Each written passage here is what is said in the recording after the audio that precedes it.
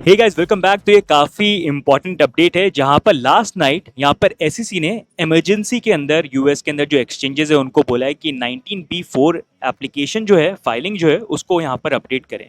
And mostly यहाँ पर ये मूव हमको तब देखने को मिलता है जहां पर ईटीएफ अप्रूवल होने की पॉसिबिलिटी हो जाए, जैसे बिटकॉइन स्पॉट ईटीएफ के अप्रूवल के टाइम पे हमको देखने को मिला।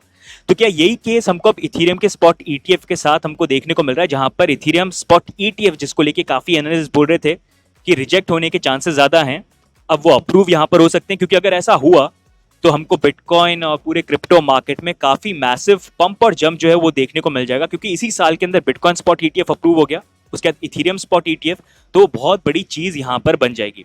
तो उसी के बारे में आज के वीडियो के अंदर हम बात करेंगे, क्योंकि सुनने में चीज़ें आसान लगती हैं लेकिन होती बहुत कॉम्प्लिकेटेड है। तो उसी को आज के वीडियो में हम यहाँ पर एक्सप्लेन करेंगे।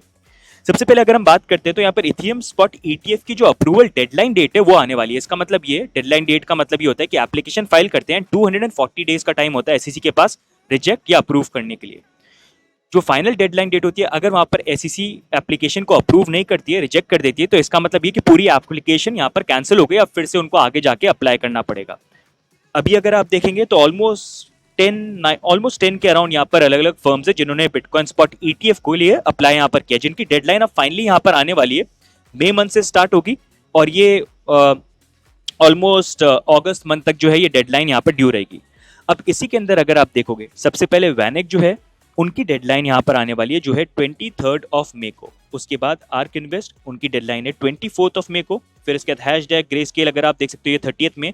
एंड फिर जून जुलाई धीरे धीरे करके बाकी सारे के सारे ईटीएफ आने वाले हैं। ब्लैक रॉक का अगर डेडलाइन की हम बात करेंगे तो वो यहाँ पर अगस्त मंथ के अंदर ड्यू बन जाती है। अब यहीं पर अगर हम देखेंगे ये जो डेडलाइन आने वाली है ये है 23 मई 24 मई, मतलब बहुत जल्दी यहाँ पर आने वाली है। अब हुआ ये कि प्रीवियसली अगर आप देखोगे तो हमने एक वीडियो कवर किया था यहाँ पर। प्रीवियसली यहाँ पर हमने बात करा था इस वीक के अंदर 3 इंपॉर्टेंट इवेंट आने वाले हैं, जिसमें से एक इथेरियम स्पॉट ईटीएफ का इवेंट होगा, जहां पर पॉसिबली इस वीक में हो सकता है एसईसी इथेरियम की स्पॉट ईटीएफ की एप्लीकेशन जो है वो डिक्लाइन कर दी गई आर्क इन्वेस्ट की। फिर पॉसिबली हो जाएगा कि अभी के लिए वो यहाँ पर डिक्लाइन हो गए। इनफैक्ट एनालिस्ट का यहाँ पर ये बोलना था कि रिजेक्ट होने के चांसेस ज़्यादा हैं, लेकिन अभी उन एनालिस्ट की जो स्टेटमेंट्स है वो चेंज हो गए। यहाँ पर आप देख सकते हो जेम्स, जिन्होंने अभी तक करेक्टली प्रिडिक्ट किया है जो भी क्रिप्टो के ईटीएफ्स अप्रूव हुए हैं, bitcoin future, Ethereum future, bitcoin spot ETF, वो प्रीवियसली बोल रहे थे कि यहाँ पर ज़्यादा चांसेस ये हैं कि इथेरियम के स्पॉट ईटीएफ अप्रूव नहीं करेगा एसईसी। लेकिन अब उन्होंने बोल दिया कि 75% चांसेस ये हैं कि यहाँ पर इथेरियम के स्पॉट ईटीएफ अप्रूव हो जाएंगे इस वीक में।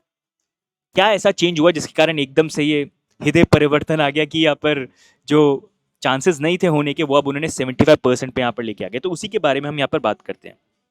सो बेसिकली यहाँ पर कॉइनडेस्क ने कल आर्टिकल पब्लिश किया जहां पर उन्होंने कुछ सोर्सेज से बात करी। उन्होंने नेम नहीं किया कौन से ये सोर्सेज हैं, लेकिन उनका ये बोलना है कि एसईसी ने यहाँ पर जितने भी एक्सचेंजेस हैं उनको 19B4 फाइलिंग जो है उसको अपडेट करने के लिए यहाँ पर बोला है। तो अगर आप देखोगे 19B4 ये कौन सी फाइलिंग होती है, तो अगर आप देखोगे जब यहाँ पर ये ईटीएफ की फाइलिंग होती है वहां पर आप देख सकते हो, उसके लिए जब ईटीएफ फाइल करते हैं तो 19B4 एप्लीकेशन ही यहाँ पर फाइल होती है। तो यही एप्लीकेशन है जो बेसिकली एंड में एसईसी रिजेक्ट या अप्रूव करेगी, यानी उसी फाइलिंग को इमरजेंसी के अंदर अप्रूव करने के लिए बोला।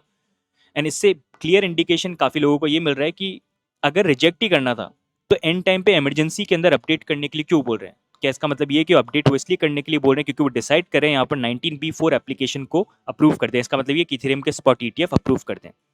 अब यहीं पर अगर हम बात करेंगे तो इसी आर्टिकल में अगर आप नीचे देखोगे तो उन्होंने बेसिकली बोला कि अगर एसईसी यहाँ पर अप्रूव भी कर देती 19B4, अगर वो अपडेट करने के लिए बोल रही है, उनका प्लान हो रहा है, तो दैट डजंट मीन कि यहाँ पर पूरा ईटीएफ जो है वो अप्रूव हो गया, उसके बाद भी S1 एप्लीकेशन जो है वो अप्रूव होने की नीड यहाँ पर रहेगी।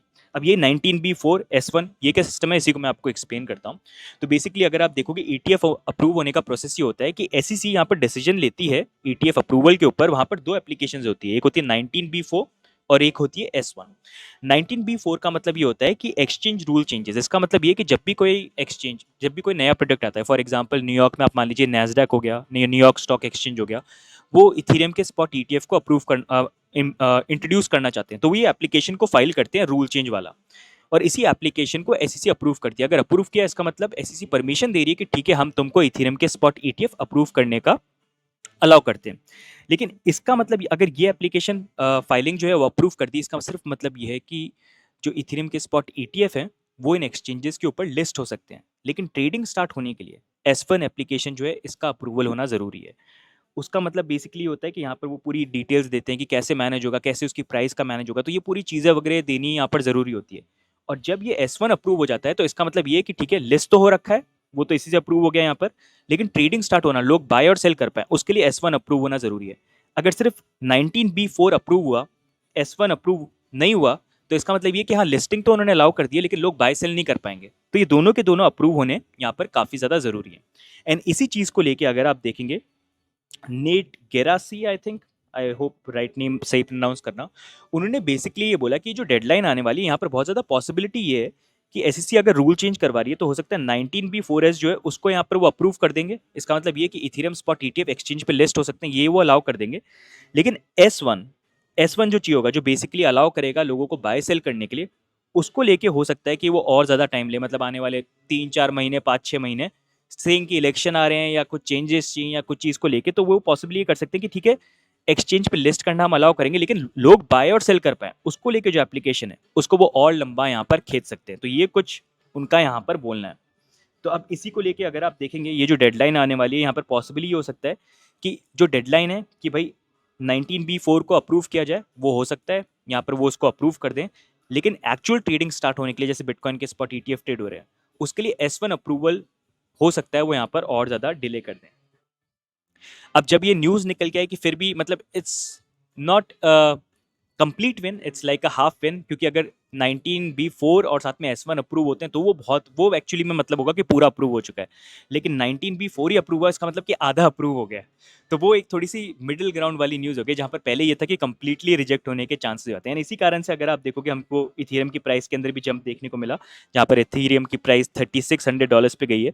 एंड पॉसिबली यहाँ पर जब ये न्यूज़ आएगी 19B4 वाली, तो वो भी एक काफ़ी पॉजिटिव सेंटिमेंट बनाएगी। कि पहले तो ये था कि इथेरियम के स्पॉट ईटीएफ शायद एसईसी रिजेक्ट कर देगी क्योंकि वो सिक्योरिटीज उसका बोलना चाह रही है, लेकिन अगर वो अप्रूव कर दिया तो इससे ये होगा कि इथेरियम जो एक्चुअल ईटीएफ है वो ट्रेड होना हो सकता है कि it will take some time, लेकिन अप्रूवल तो कम से कम यहाँ पर हो गया, और वो बाकी क्रिप्टो के लिए कहीं ना कहीं ऑप्शन जो है ओपन कर सकते हैं।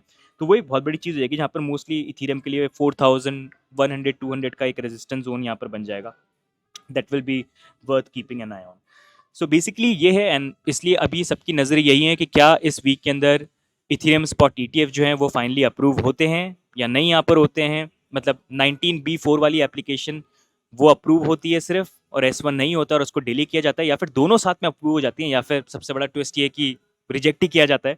वो एक बहुत बड़ा क्वेश्चन बन जाता है। लेकिन अगर 19B4 को ही अप्रूव किया, S1 को नहीं किया, तो भी वो मार्केट के अंदर पॉजिटिव सेंटिमेंट लाएगा। लेकिन अगर दोनों अप्रूव हो गए तो वो और बुलिश सेंटिमेंट यहाँ पर लेके आ सकता है। इसलिए definitely keep an eye on the market on this news. We'll try to keep you updated कि भाई जब भी ये न्यूज़ आती है ताकि आपको इसके बारे में पता रहे। लेकिन थोड़ा पॉजिटिव सेंटिमेंट हो गया जो पहले नहीं था। इसी कारण से अगर आप देखोगे, बिटकॉइन भी अभी $71,000 पे आ गया है।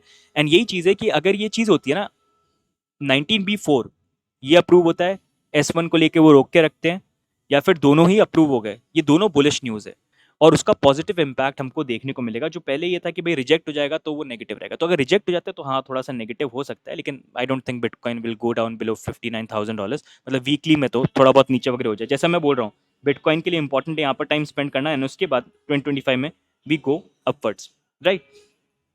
तो गाइज ये करंट अपडेट है, जो एक काफ़ी बड़ी न्यूज़ है, इसके कारण काफ़ी सारी चीज़ें जो हैं अभी यहाँ पर चेंज हुई हैं मार्केट के अंदर। आई थॉट आपको अपडेट दूं, और पूरा एक अपडेट दूं कि इथेरियम स्पॉट ईटीएफ को लेके क्या चेंजेस आए हैं, ताकि आप भी उसको समझ पाएँ। बाकी आपकी क्या व्यू पॉइंट है? आपको लगता है कि यहाँ पर इथेरियम के स्पॉट ईटीएफ जो हैं वो अप्रूव हो सकते हैं इस वीक के अंदर, या आपको लगता है डिक्लाइन होंगे, या आपको लगता है कि 19B4 वाली एप्लीकेशन जो है वही साइन होगी, S1 नहीं होगा, या कंप्लीटली अप्रूव हो जाएगा? जो भी व्यू पॉइंट्स हैं कमेंट्स में नीचे जरूर डालना, एंड वीडियो को भी लाइक कर देना, चैनल पे भी सब्सक्राइब कर देना। बाकी आपको अपडेटेड रखेंगे हम टेलीग्राम पे और ट्विटर पे, फॉलो कर देना, वहाँ पर हम सारी इन्फॉर्मेशन जो है आपसे शेयर करेंगे। तो गाइस आज की वीडियो में इतना ही, बाकी मिलेंगे हम नेक्स्ट वीडियो में, तब तक के लिए bye and take care, see you guys, bye bye.